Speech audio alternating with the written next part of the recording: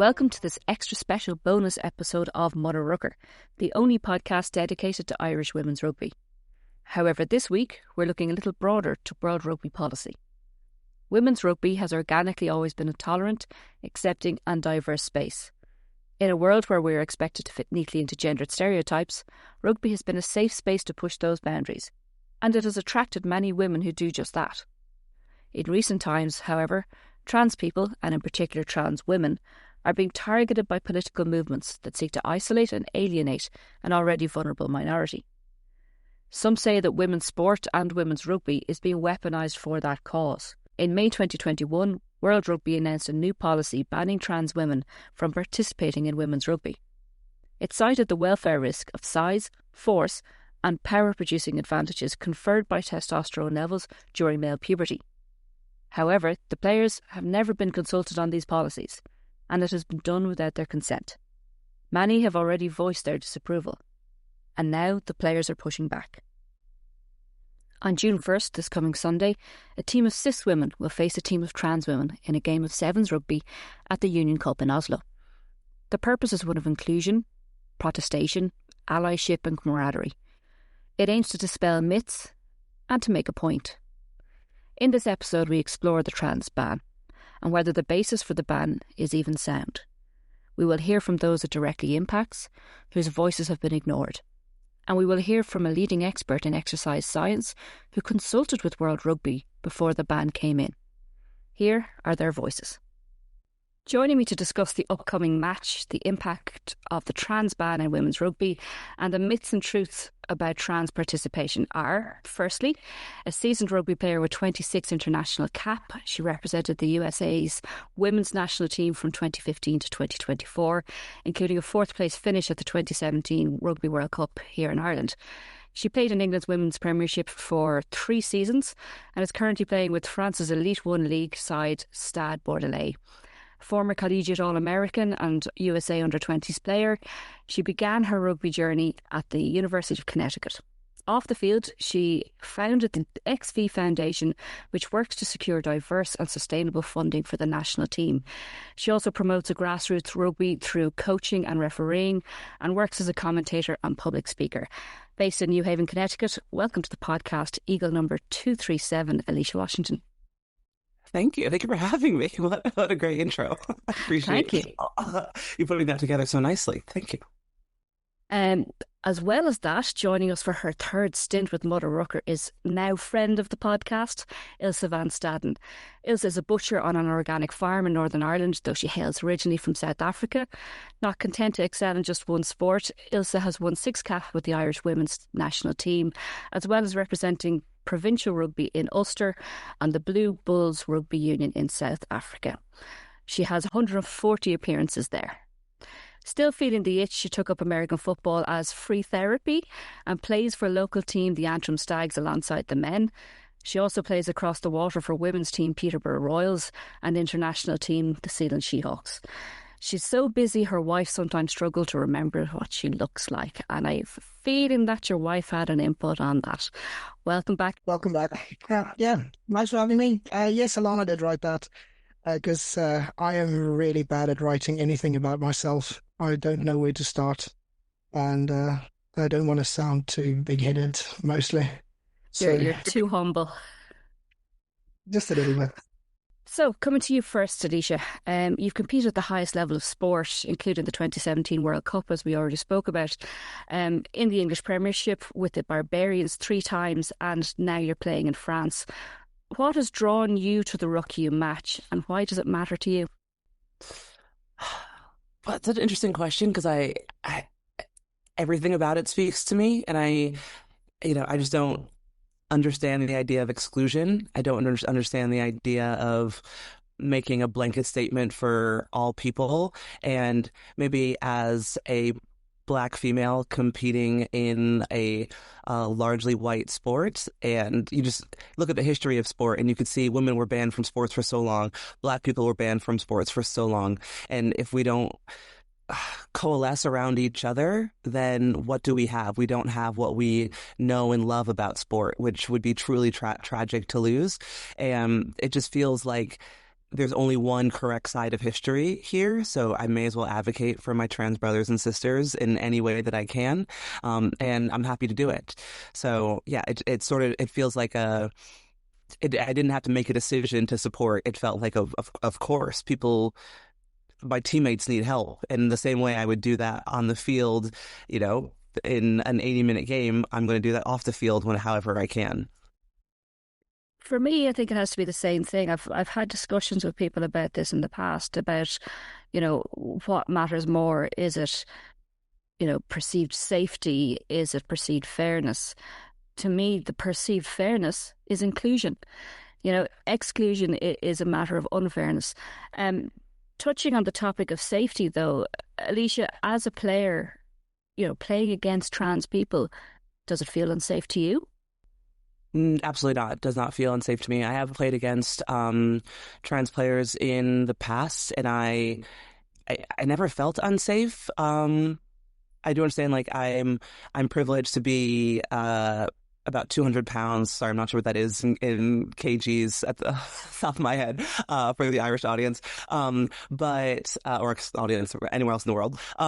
But I am about 6 feet tall, and I feel like I have largely been the size outcast in the sports that I've played before rugby. Before rugby, I did gymnastics and I did field hockey, where I was just so large and I felt excluded by that. And then when I joined rugby, I felt so included by my size and privileged for my size that I feel I would never want someone to experience how I felt in gymnastics in rugby. This is a place where every size and shape is welcomed and accepted and valued, and has a position on the field that it just makes sense for me to include everyone. And with that, I have never felt unsafe. There have been size mismatches between, me and the opposite scrum half, where she could look at me and be like, I feel unsafe because Alycia is on the field. And that's never been the case. Like, I could literally be twice her size, twice her weight, and it's never been an issue. In the same way, someone could weigh more than me, someone could be a bit faster, a bit stronger, or not than me. And, you're not sitting in the locker room looking at their stats saying, well, it's unfair that they're this size. You still have to catch the ball. You still have to be good at the game. You still have to be skilled enough. And those have, to me, never been a factor when I've weighed up my competition and wondered how, quote unquote, unfair it is for me. Your position appears to be one very much rooted in empathy for other people. Do you think that's something that's just completely lacking in these discussions? I think from my perspective, I see a lot of othering. We're talking about trans people. We're very rarely talking to trans people. We're very rarely talking alongside those trans people. Do you think that empathy is something that's missing from these discussions? Yeah, and I think it just comes from, I would say it has to be fear, because, you're not talking to the people, you're not working with them, you're not finding solutions, and you're probably also not speaking in scenarios based in reality, because the example is always like, okay, so you want a professional man playing for England to hop over to the Red Roses. Like, no one is saying that is what's going to happen. And I would honestly bet if you offered most people, if not all people, $1 million to transition and live life as the opposite sex, from all the advantages, disadvantages, all of it, from the hormones to the surgery to all of it, even that $1 million, euro, pound incentive would not be enough to make someone transition who wasn't already trans. So it's just a crazy thought to me that people will have this like sort of boogeyman trans person under the bed ready to get you in the middle of the night aspect of these like made up stories, when that's not the case. Like, you even see even individual sports where a trans woman is playing but still being second, third, fourth place to a cis woman. Like, these, it's not just because someone who was born male transitions to a woman and joins women's sports that they're immediately amazing and advantage. Like, the number of disadvantages along the way to get there are so plentiful that once they do get there, we need to give them a hug. Like you made it here. You made it to who you want to be. You are 1000% living the life you saw for yourself, and that should be celebrated, not feared. It's very interesting there that you brought up the point of, this myth that men are just going to pretend to be trans or become trans in order to compete and succeed in women's sport. Interestingly, I'm not sure if you know of Ben Shapiro in the US, who is, Yeah. a right-wing reactionary who likes to push a lot of false narratives. He tried to create a documentary many years ago where he actually tried to pay men to transition to become a woman to compete in baseball. It since became a work of fiction because he could not convince one single man, and he tried. He could not convince one single man to do that because obviously people aren't going to go through that. They're not going to put themselves through all of that just to prove a point or to succeed in women's sport. And at the end of the day, these kind of men, they don't care about women's sport in the first place in order to want to succeed at it. Even when you're really trying to drive a political point home and you're really, really on the cusp of getting all of that attention, still can't get anybody to do it. And I think that tells a real tale in that this isn't what's happening. All of this fear-mongering, and all of these tropes are just not rooted in reality. I do wonder, Alycia, you're playing this match on the 1st of June in Oslo. Do you think that that it could be damaging in any way if, for example, there is one of the players gets injured by a trans participant? Because that kind of, these anecdotal points get used and conflated and made into something bigger than it is, when in reality, if I played against you, I'm guaranteed to get injured. It doesn't mean that you're unsafe in the sport. It just means that rugby injuries happen. Do you think there's any danger of that narrative being twisted?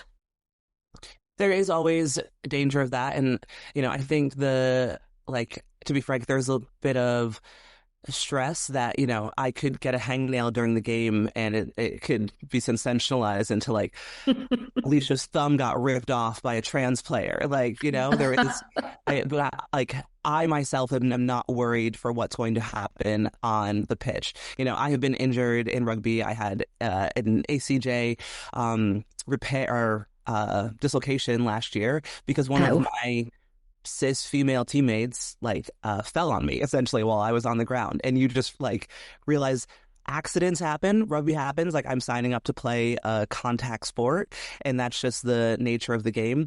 I am not worried about what's going to happen on the pitch, but any sensationalism creates views, right? And exposure and all of that stuff that people use to profit from having factless opinions online. So I'm more concerned about how any small thing, even who wins the game, how many tries were scored. If someone's clips a highlight from one of the trans players, great for that player, but I would almost just be concerned about how that's turned. But in terms of my thoughts about the game, I'm nothing but excited and just really, really pumped to see, the product out there. I'm most of all more concerned that it's sevens than having anything to do with playing against trans athletes, because your girl's up there now. This will be my very last game of rugby that I will play, and it's sevens, and I am just hoping that I have the lungs to get through 14 minutes of rugby. It's the hardest 14 minutes you'll ever play. Any sevens game feels so much longer than a 15s game, but it does. You need serious aerobic capacity. It's good. Ilse, coming to you, you and I have spoken at length about gender expectations in sport and the policing of gender and its impact on the people who don't ordinarily conform to these really, really kind of narrow gender guidelines that society places on us. You've personally dealt with some of these issues, and the increasing intensity, I suppose, of it has impacted you personally. Can you take us how through that has impacted you in your sporting and your personal life? So, like you guys can see, there's very little that, if you look at me, I present as quite masculine. even though I'm a cisgender female, born female, has always been female, and will always be female. So the biggest issue came, and it was in the run up to the Olympics. As a younger player, I never really experienced this until the spotlight started to shine on the inclusion of trans athletes and how they are now becoming part of sport. And again, I am up for let everybody play. Rugby is a game where everybody is welcome. Sport is a vehicle by which we include people who are marginalized in society, who has nowhere else to go. It brings people together. It creates communities. And the positives of sport outweigh the negatives, like injuries. Like, you will always have friends. I think, Alycia, you're like me in that, as someone who is a foreign player playing in Ireland, I knew that wherever there was a set of uprights, I was between friends and I was always welcome there. And wherever you go in the world, if there's a set of uprights, you are always between friends. Something that happened to me recently is like the fact that I increasingly cannot use the ladies' restroom. You get constantly reminded that, excuse me, love, you are in the ladies' changing room, or you're in the ladies' toilets. And there are days where I simply just blank it out and go on. But there's also days where I feel like I literally want to expose myself in public to say, what are these? But yeah, it has a massive impact on me as a person. You feel anxiety, wanting and needing to go to do the most basic of bodily functions. And it's not a place where I don't want anybody else to feel like that. So that's why my whole life is around including people and making people feel safe in my presence. I think I've argued certainly that women's rugby is probably even a heightened version of that, because, you know, women who would typically defy those gender expectations or push those gender boundaries often gravitate towards rugby because it's probably considered by many to be the least feminine of sports. You know, it's very contact heavy, it's very aggressive, and the more aggressive you are, often the better you are at the sport. I think certainly that, you know, a lot of people find their sport when it comes to rugby. I know I certainly did, and I'm very much feminine presenting, but as a gay woman, when I found rugby in college, I gave up Gaelic football. I'd been playing Gaelic football from the age of 9, and very, very successfully, county teams and championships and all that. I, within 3 weeks, just went, I don't have time for all the sports I'm playing. Out goes Gaelic football, in comes rugby. And since that day, it has been an obsession of mine, to the point that I now have this podcast. You know, women's rugby, it is all embracing. You feel a comfort when you're surrounded by people who are like you, and I think organically it just draws people who don't always adhere to those gender norms. Obviously, there are some who do, but it's not always people who do. Ilse, do you find more recently that your experiences are becoming more and more common or more intense? Is this only in recent years since the trans ban? Is it before that? Well, I would say my whole thing started around the time that I was playing international rugby, where there was especially in 2017 when the World Cup was here in Ireland. There was a bigger view on us. People saw us. We were, I'd say, Clea Maloney was on a bus stop throughout Dublin and Belfast. You couldn't move to see Clea's face, and I think since then there's been a bigger interaction with people, especially on social media, with women's rugby, and it's just growing. It's growing year on year. We are now, there's contracted teams, there's people who play women's rugby professionally. When I started 25 years ago, I never would have dreamt of watching professional women's players compete. So yes, there's an increase in it.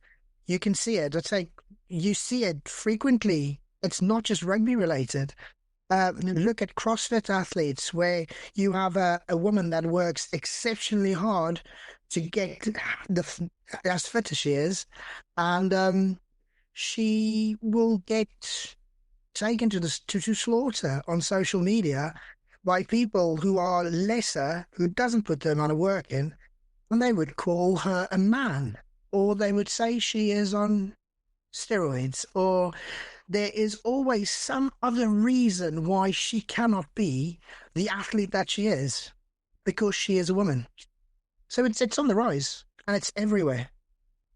It often feels like greatness and, physical prowess and physical ability, the top level is just retained for the men. And if you achieve something as a woman, oh, well, you have to be either called a man, or you have to be called ugly, or you have to be called inappropriate, or whatever it is, if you are achieving those high levels. Ilse, you strike me, from what I know of you, you seem like a very secure and self-assured person. I'd say more so than most. I can imagine, though, for many people who present similar to you or have those similar experiences, that it's a lot more difficult for them, and it would be incredibly difficult for them to cope. How do you personally cope with it? You spoke of, the anxiety it creates. How do you cope with it, and would you have advice for anybody like you and how best they could cope with it? The confidence is what we portray to the outside world. That's the first thing. If I allow people to see how it gets me, then I'm allowing them to win. So, yes, I am confident in how I portray myself to the outside world, but it doesn't mean that it makes you question everything that you are doing. I went through a stage where I literally I didn't want to go to the gym anymore, because I felt like I'm going in there, I am lifting whatever huge amounts of weights I'm lifting, and you feel like you're getting stared at. So it creates this insecurity within you as a person, that even though you are portraying yourself as very confident outside, you are doubting everything you're doing. How can I look? What can I do to look more feminine? Now, if I try and look more feminine, I do look like a drag queen. I have tried it. It's not for me. So the big key is just remember that this is what someone else thinks of you. The first thing is, do they know me? No. Have they taken the time to get to know me? No. So will their opinion in anything matter to me apart from this interaction? No. If I answer yes to any of those things, then I'll go and rethink it. But I've said no to all of those things. So it's simply about let other people have their opinion, let them do what they want to do, and I'll do me, and I'll focus on me. Because if I focus on how other people make me feel in that position, I am going to be miserable. So I remember when I first came across you as a rugby player was when you hit the international scene back in 2016, 2017. One of the first things that stood out to me about you wasn't how you looked, wasn't how you portrayed yourself so much, in just that you were authentically you. And I think that's something that still rings true, that you are authentically you and unapologetically you. And I think you shouldn't be expected to be anything but that, and nobody should. Why should we try to feminize ourselves or try to behave in a way that society dictates we should, when that's not who we are? And I see, in society, I think there's a lot of problems with that. We see, a hot topic at the moment is toxic masculinity, and it's these expectations of masculinity where you have to perform. You're not being authentically you. You're trying to meet these unobtainable goals of what masculinity is, and it causes so much harm. If people could be more authentically themselves, just like you are, I think we have a much better place in the world, and people would be more accepting if more people were like that. Alycia, I just want to go back to something that you touched on. You were talking about, your experience of playing against trans people in the game, and this Ruck You game that's coming up in Oslo, and how your concerns weren't for your safety. Your concerns were more so about skills on show and people's ability and what the structures of the game are and what the strategic plan is for the game. There was a study done back in 2022 by Pringle and Dennison, where players from England, Australia and Canada were interviewed. And the assumption that players felt unsafe, it was just simply not upheld. Like you, they had more concerns about how will I play? How are they going to play? What are their skill levels like? My skills. What was more important was qualities of the game and not somebody's safety. So do you think that players should have been consulted before any ban was put in place? It seems like an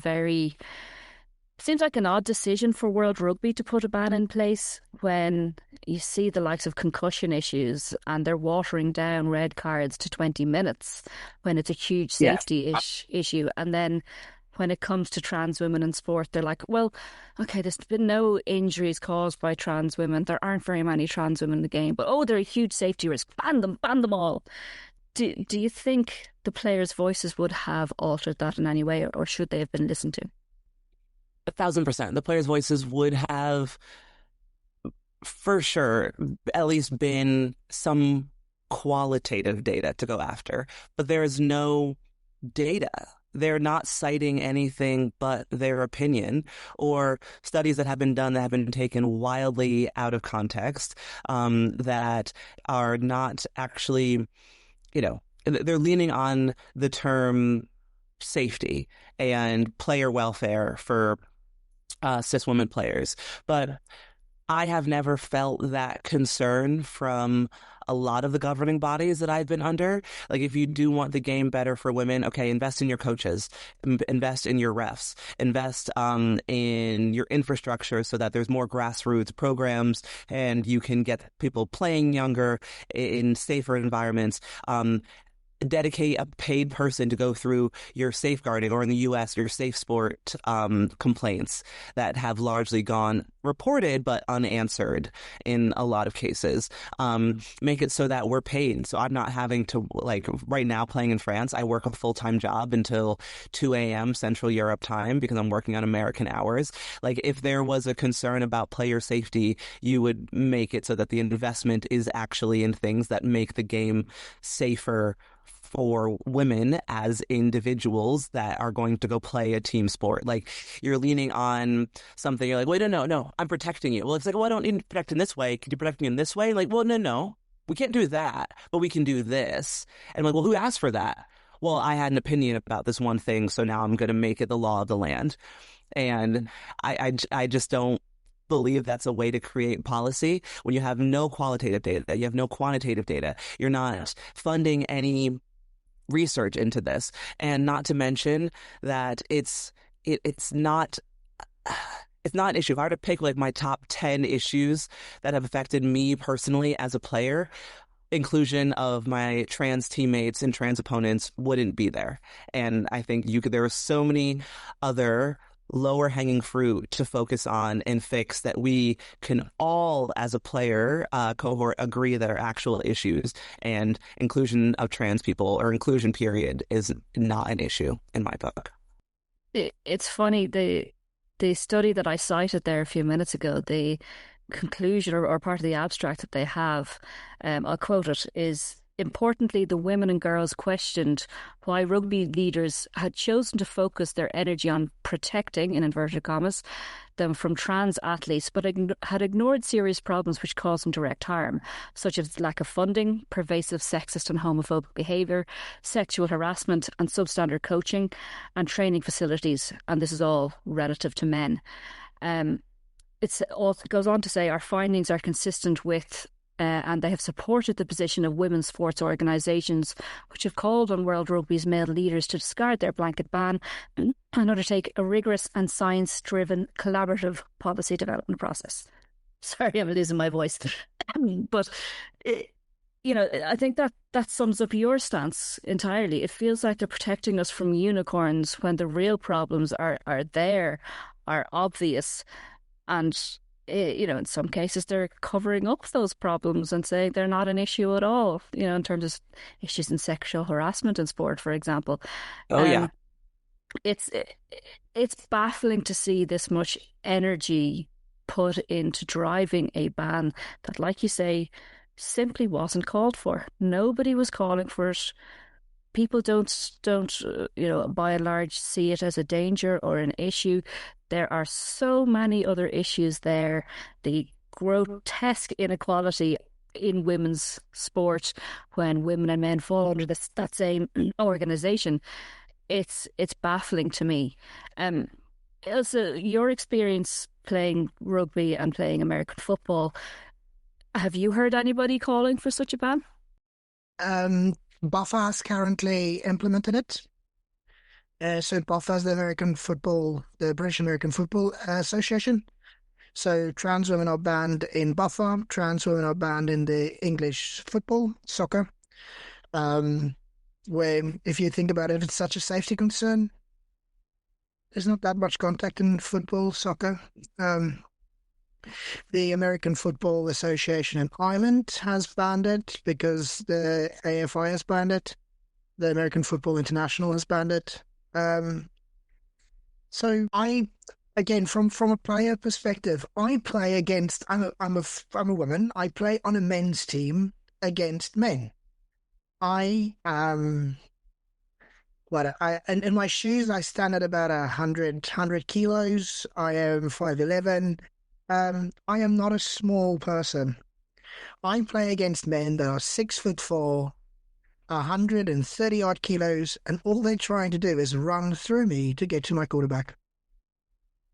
Is that unsafe for me? Possibly. Do I play the sport because I choose to play the sport? Definitely. Will I go out there tomorrow and do it again? Of course I will. Is it going to stop me? No. So all this thing about safety and how it is to protect women is where we need to start looking, because yes, women need to be protected. Everybody needs to be protected. We need to be protected. Our rights need to be protected. We need to have the ability to live a life where we are free from prosecution for anything that is outside of the law or inside the law. If you murder someone, yeah, you go to jail. But you don't need to be protected in the sense that you want to play sport. It's just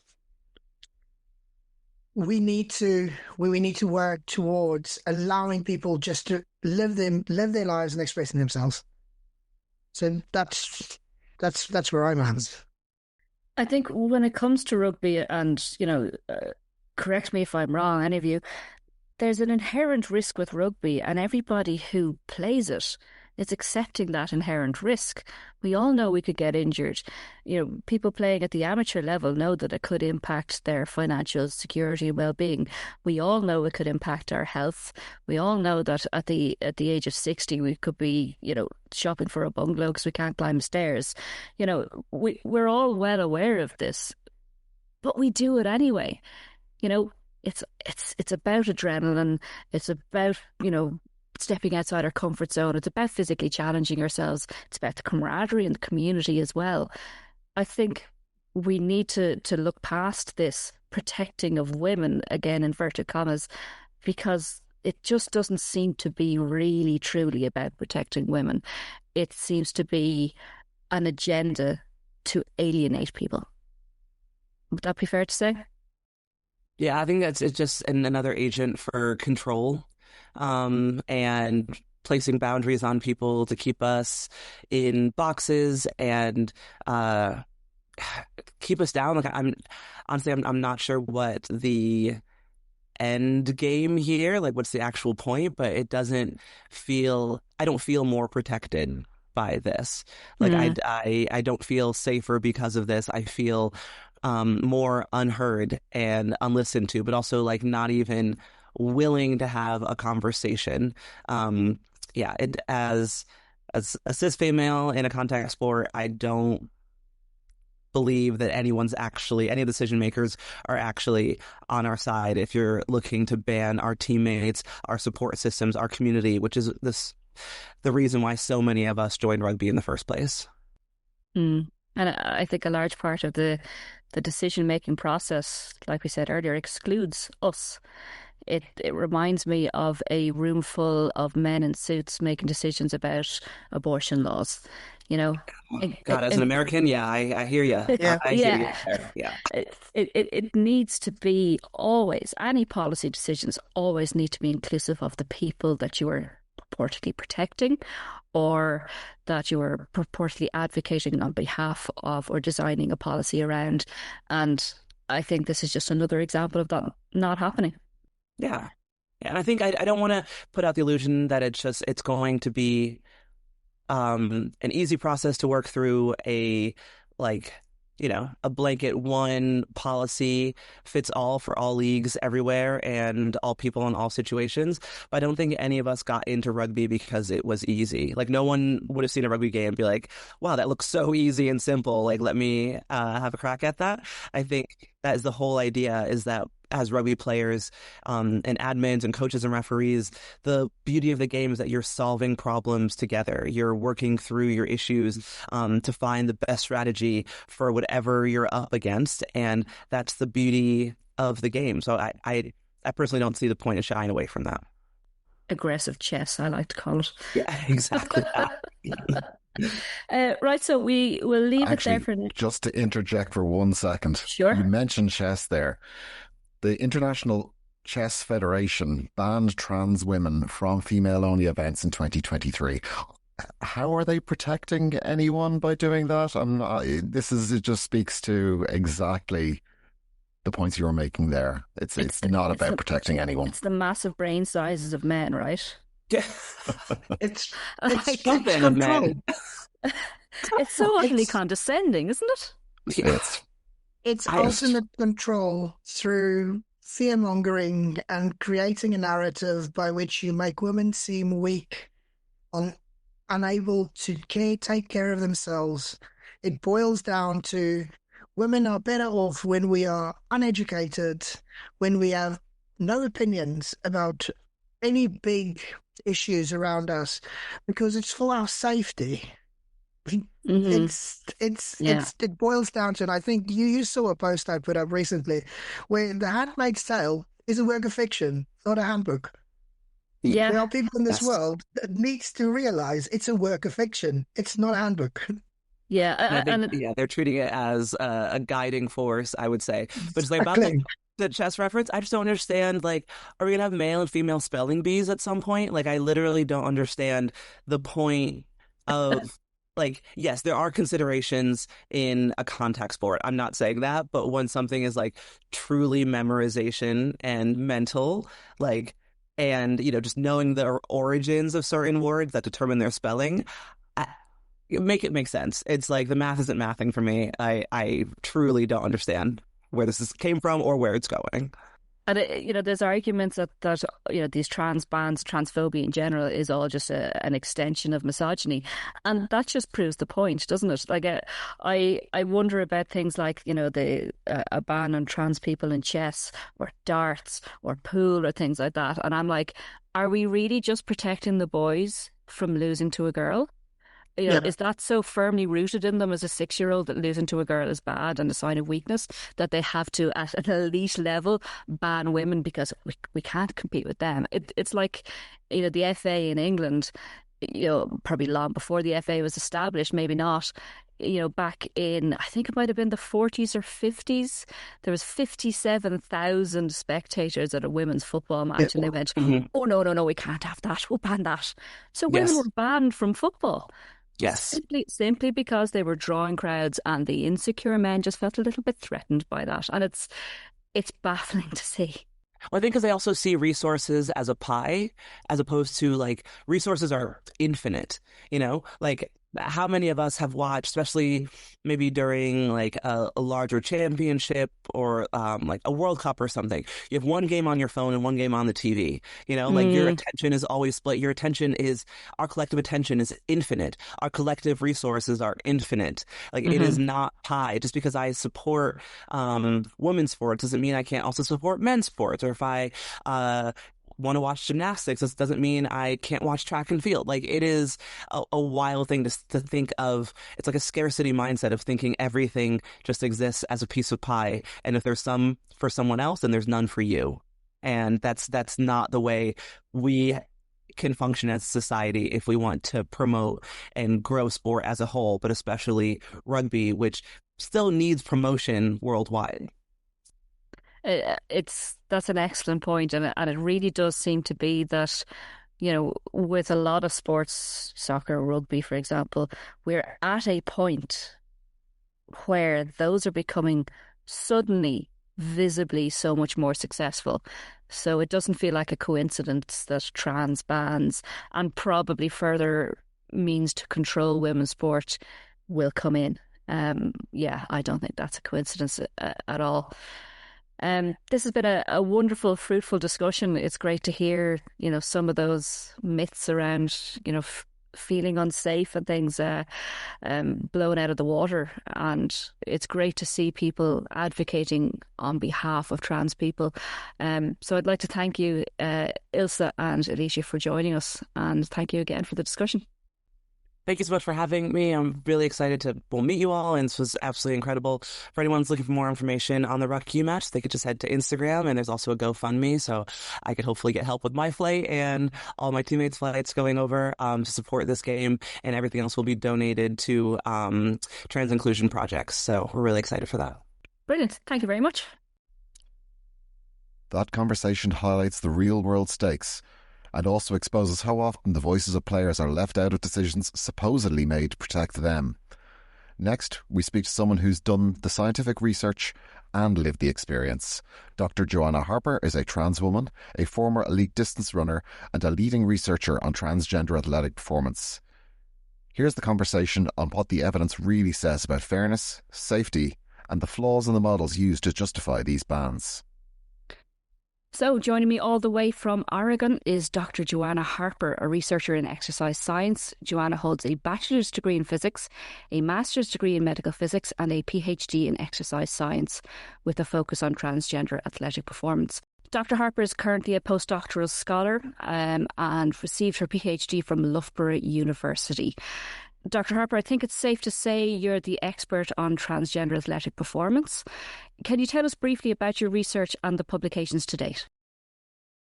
I'm certainly one of the leading experts, and my title certainly is Dr. Harper, but please feel free to call me Joanna. Will do, thank you. So I first got interested in the topic because of my own experience as a transgender athlete. I'm a distance runner. When I was young, I ran a 2:23 marathon, and within 9 months of starting hormone therapy, I was running 12% slower. And that's the difference between serious male and female distance runners. So 9 months of testosterone suppression caused me to lose my entire male advantage in distance running. And so as a scientist, that piqued my curiosity. I went on to publish the first paper looking at transgender athletic performance. And then I went on to get a PhD in exercise science at Loughborough University. Amazing. I published several papers on the topic. I've worked with international sports federations, and I speak often at meetings and on podcasts and etc. It's interesting that you say within 9 months you lost all of your I suppose, male advantage. There are many claims out there at the moment that undergoing male puberty brings with it advantages, and there are many claims that cannot be reversed or mitigated for by medically transitioning or by, hormonal suppression or hormonal replacement.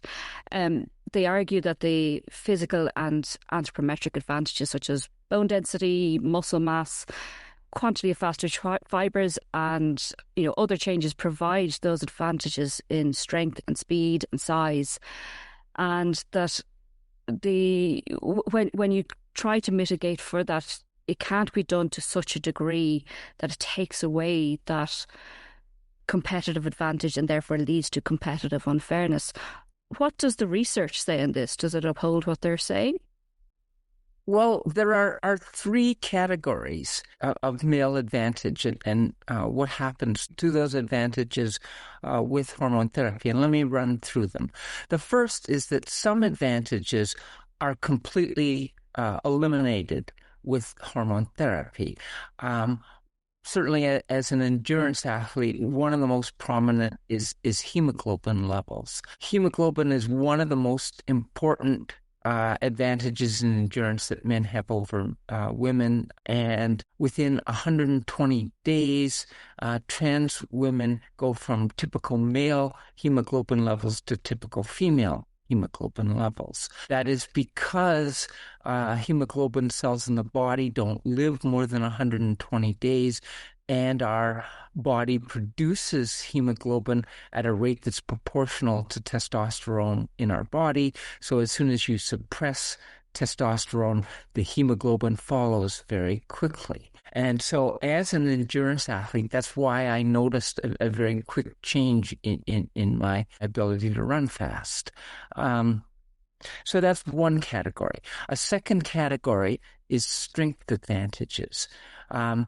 Trans women will lose muscle mass, will lose strength, but it's a slower process than the loss of hemoglobin, and it's an incomplete loss.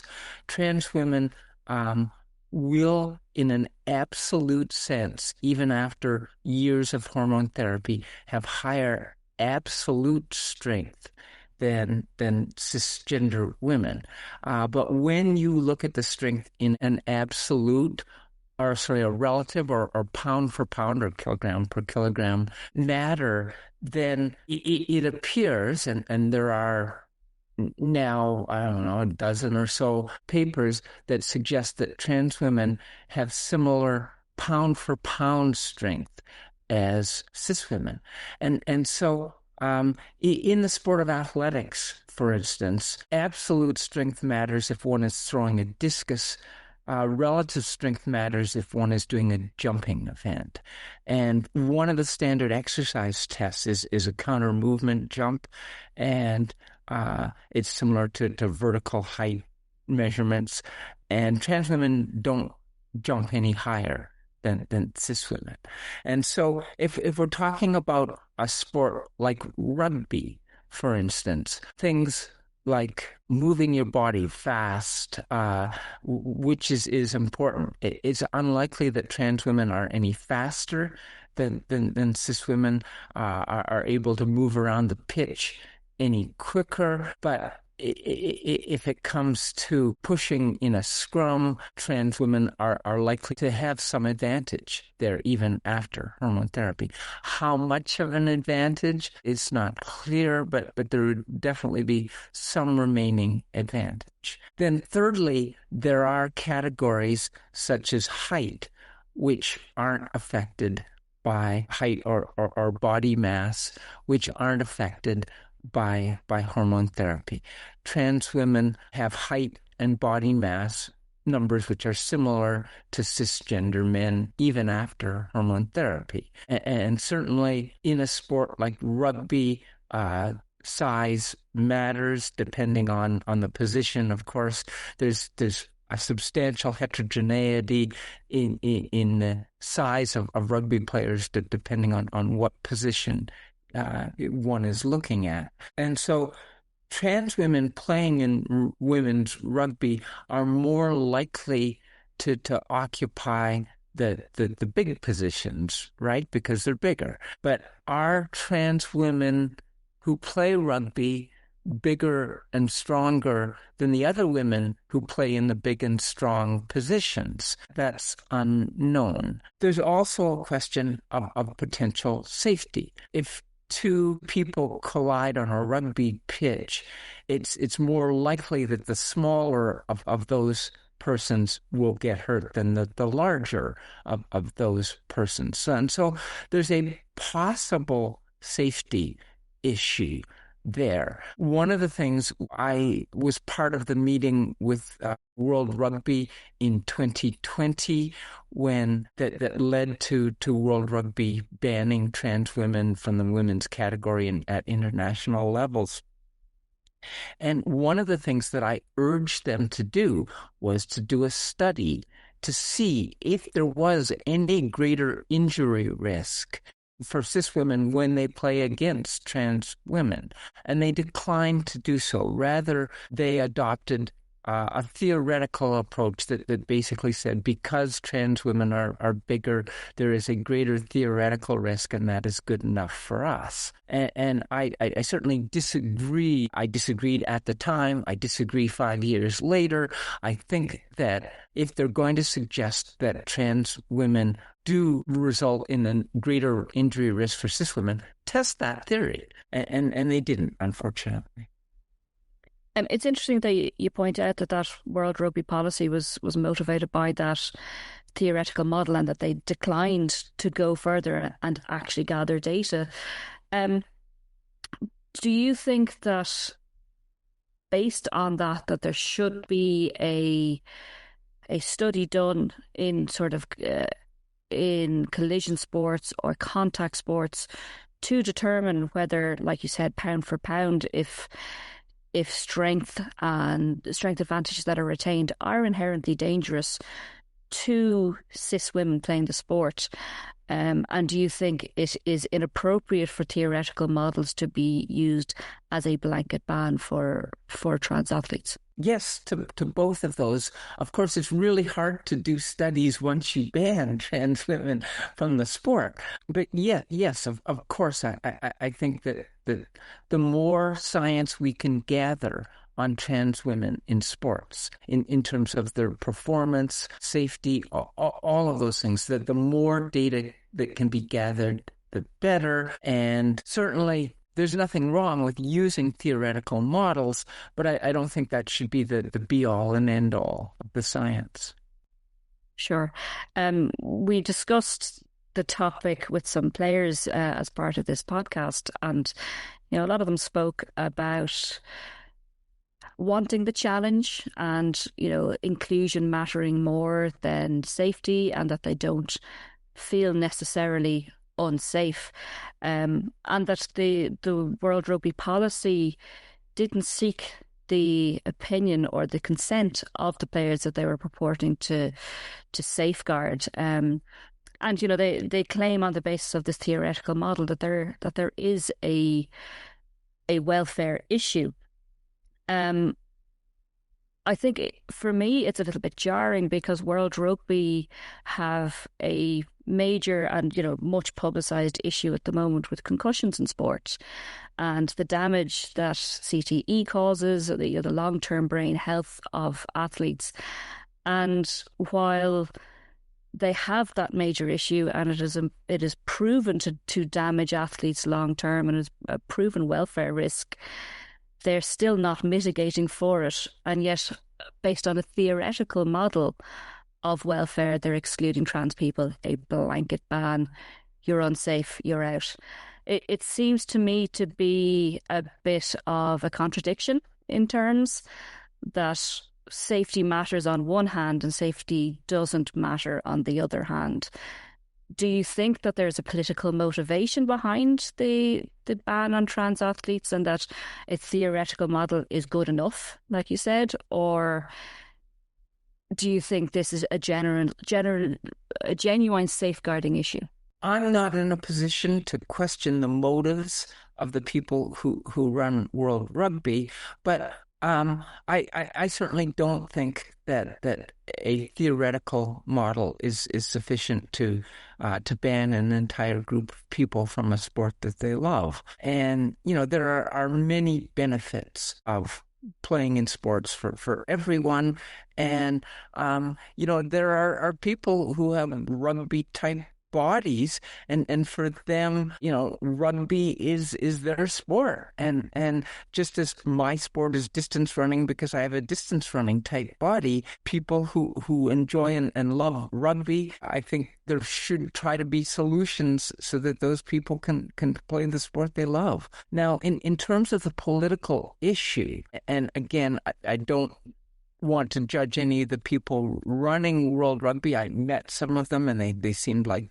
very fine people. It is undoubtedly true that there is a substantial political aspect to this. It is sad to say, but even in the 21st century, there are still a lot of people who don't like queer people. And until about 2015 or so, the focus in North America and in Western Europe of those people was to prevent same-sex marriage. And they spent an incredible amount of money to try to prevent same-sex marriage laws in North America and Western Europe. And they lost that fight. And they didn't suddenly decide that they liked queer people. They didn't stop fundraising, and they needed a new target. And trans people, and especially trans women in sport, has become this new target and has been very politically successful for them. And we have seen that it has gone, certainly in the United States and UK especially, it has gone well beyond that, where laws and rulings against trans people in general, not just in sports, have become the norm in both of these countries. And certainly it's gone beyond that, where pride festivals have been canceled, and in the state of Florida in the United States, they have don't say gay laws, and these have all resulted from this push that started with a push against trans women in sport, but they have used this as leverage to move beyond it step by step. And it is clear what the goal of these people is. It is to erase trans and queer people. It's interesting that you say that, and you mark 2015 as kind of a turning point. Here in Ireland, we had a marriage referendum 10 years ago this week, where the public voted in favour of marriage equality. And at the time, there was a lot of political voices, or voices for balance in the media that were very much homophobic, and that seems to have translated into transphobia here as well. And it's interesting that in or around the same time as the marriage equality vote came in, we got gender recognition, self-recognition, where you could change your gender legally. And there was no uproar at the time because the focus was on gay people and gay marriage at the time. Nobody seemed to have an issue with gender recognition. It wasn't a big thing in the media. It hasn't caused the sky to collapse or any of these claims that they might have.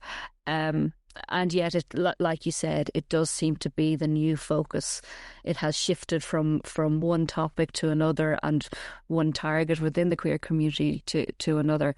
And it's interesting to see that you're seeing the same thing. Joanna, I'd like to thank you very much for your time and your expertise. And it's very interesting to talk to somebody who knows the science and the data so well, but also personal experience. So thank you very much for your time. You're welcome. So, what happens when policy becomes personal? For Alix, the RFU's 2022 trans ban wasn't just a headline, it was a loss. Ailva spoke to her about what rugby meant to her, what the ban took away, and why taking the field in Oslo is about more than just sport. Hi Alix, thank you for joining me. Firstly, tell me about yourself. What makes you interesting or, in fact, uninteresting? Well, facts. I'm 56. I'm Irish. I'm from South County Dublin. I have degrees in physics and chemistry, an MBA and a PhD in physics. I have taught and worked in universities in rural New York, which was hoot. It genuinely was. I have worked in Washington State. I've been in London since Tony Blair was elected, which was 97, 98, something like that. The year of Blur and Oasis and all of that. Cool Britannia. So I'm not a terribly interesting person. I have a job in data and AI. I'm in the tech industry. So I work with those new and exciting technologies that are not as exciting as people think they are when you explain them in great detail. What they can do is interesting. What they are, well, interesting, but only to a very specific set of people. I'm married to the lovely Anne. We have 2 cats and a cottage in the country. We grow vegetables, and I have a gym, and I train in the gym. I used to play rugby, which I thought was really interesting. The bit that sometimes people find interesting is that I'm trans is I think is the least interesting thing about me. Can you tell me about your passions and your principles? Well, by principles, it's a tough question because that's very, I suppose, dependent on what you're talking about. But politically, I would be left-wing. But I mean, the guiding principle is try not to be an ass. Just genuinely try not to be an ass and leave life a little bit better than you found it. And honestly, if you don't like somebody, if you don't like people, leave them alone. You don't have to get involved in things you don't like or don't approve of, but just generally leave people alone. What are my passions? Apparently I'm a gym bunny. I only discovered this late in life when I had an episode where I thought I had a stroke, a TIA, transient ischemic attack, and that was very shocking, but it turns out that was epilepsy. And that was, one of those major life moments where I just decided, oh, sod it. Life is short, just get on and do those things. And I'd always looked at rugby and thought, I can play that now. I could never do it when I was a kid because men's sports weren't really a place for me, but honestly, when I looked at it, I thought, yeah, I can do this now. I've transitioned. I can play sport because I feel like I can find a place in sport and I want to do this. So I did. I went off, found myself a PT, trained for a year, started with tag rugby and then found East London and started playing full contact rugby. And I discovered that I'm super competitive. I enjoy training. I train twice a week at the rugby club. And most of the days in between, I was in the gym in some form or another trying to get myself into shape because, by God, was that difficult to get into shape. So that, I suppose, you could call a passion. I mean, I still train now, but it just doesn't have the same flavour. How do you think those closest to you would describe you? Well, according to the lovely Anne, I can be a pain in the ass. According to some of my friends, I've used words like badass, competitive, resilient, lovely, assertive, chippy, direct, opinionated. Thank you, Mum. I didn't lick that off a stick. You can always flip these around and use words like, rather than assertive, you can say aggressive. Rather than opinionated, you can say argumentative. But different strokes for different folks, and you see these things differently depending on how people see you. One thing, though, that sometimes you get honest feedback from people that know you less. And I've had some people leave my team at work, and one of them on their way out the door said, I've really enjoyed working with you and for you because you've made a safe space for me to be me in, and I really appreciate that, which I thought was super flattering because I suppose it means I wasn't being an ass. In the past, you've described rugby as a demented and stupid game, which I can't disagree. Can you tell me what has been your rugby playing journey? My rugby playing journey? Well, when I was a kid growing up, I was 70s, 80s in Dublin. I'm never a really super sporty kid. I, even at one stage at school, taught myself how to throw the javelin so I could dodge team sports because Gaelic hurling really wasn't my thing. I was always fascinated by rugby, by international rugby. Come up every February in the rain and you would watch it on TV, and my father would sit by the fire and a cup of coffee and a scone and we would watch the rugby, and that was the only sport I was really interested in. And the people that I dragged back from those times, like Fergus Slattery, they still are sporting heroes for me. But I always avoided sports because I never felt like I fitted in. And we can fast forward a long, long time back to 2017, 2018, when I had let's call it an episode. It turned out that it was actually epilepsy, but it was one of those moments in life where you kind of go, oh, bloody hell, because initially they thought it was a stroke. So that was the time where I kind of went, okay, time to seize life, just do some stuff, don't have any regrets.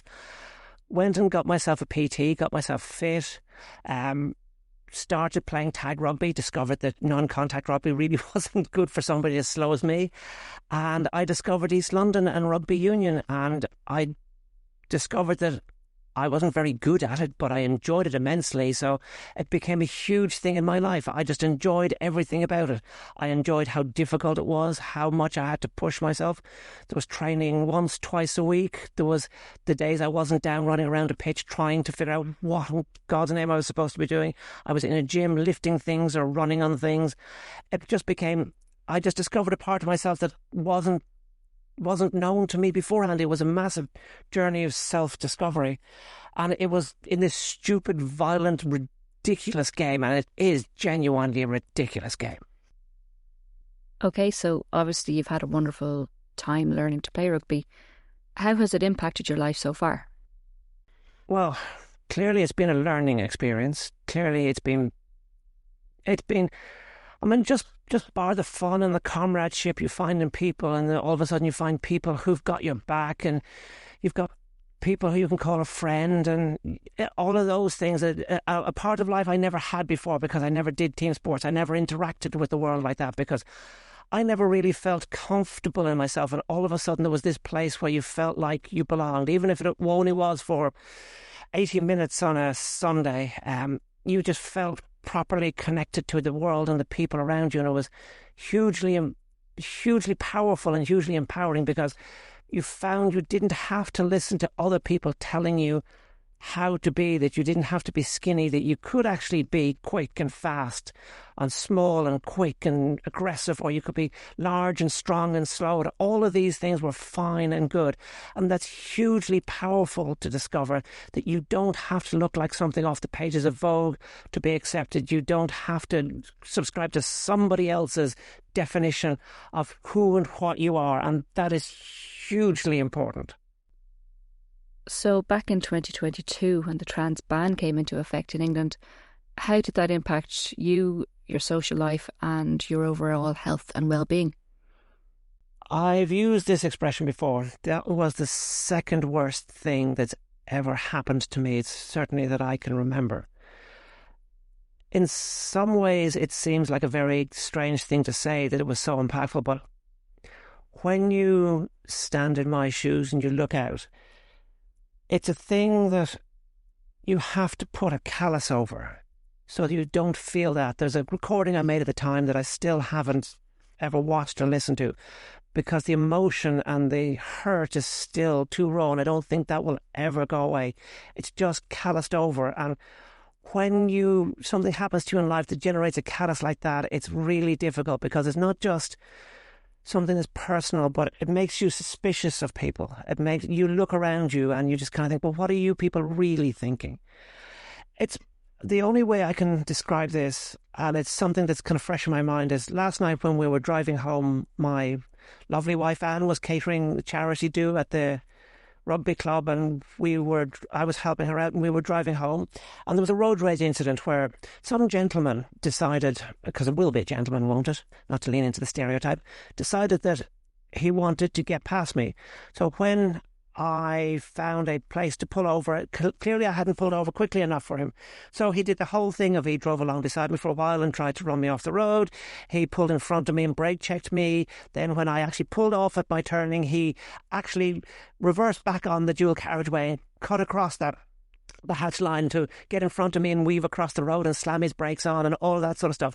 And you see that aggression in people all the time. You just don't know anymore how people are going to react to you.